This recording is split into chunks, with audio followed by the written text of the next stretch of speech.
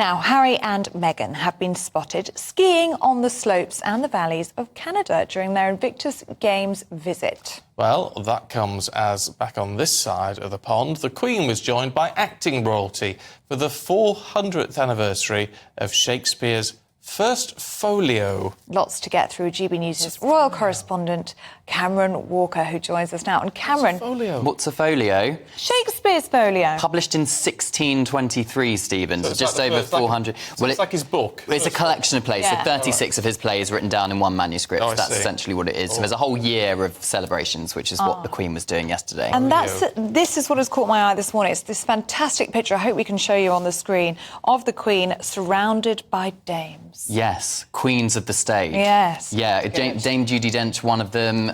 We also have Baroness Philella Benjamin. We also have Penelope Wilton as well there, who has just actually finished playing the Queen Mother in Backstairs Billy in the West End. Of course, there's other shows available. This was actually, perhaps very sadly, meant to be a joint engagement between the King and the Queen. It's really the King that has a true passion for Shakespeare, but of course, due to his cancer diagnosis, he's not taking on any public engagements at the moment, but the Queen was very much holding the fort and continuing on his behalf, celebrating Shakespeare. Actually, it would have been... The picture looks much better without the King in it. Yeah. All the ladies together, I think. Yes, I suppose. There were definitely males there as well, though. Giles Brandreth, Stephen Fry, and lots of people who have played Hamlet over the years, of course, one of Shakespeare's favourite plays. One of the canapes as well was named To Beat or Not to Beat, a play on the words, to be or not to be. I know, but a nice pun there. Very good. But yes, Dame Judi Dench read out a sonnet as well, so there's lots of performances. A very good night in London Grosvenor House Hotel with the Queen there. Oh, gorgeous.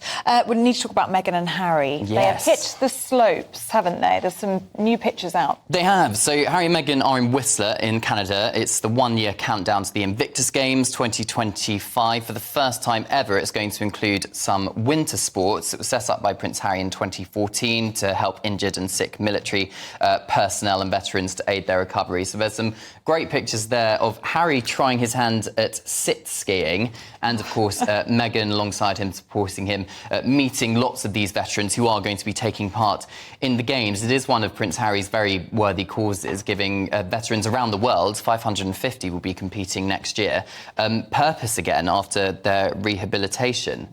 Yeah, but this is the problem with all of this, isn't it? It's a very worthy cause. It's really important.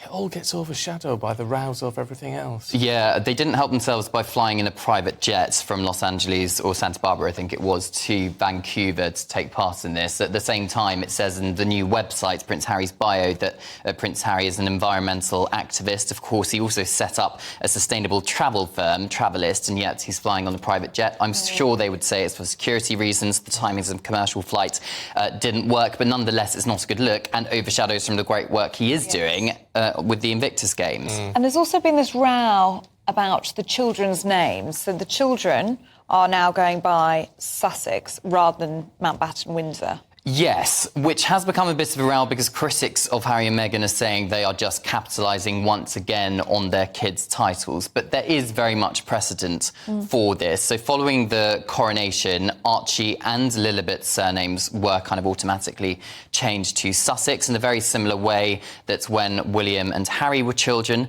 their surnames were Wales, as in...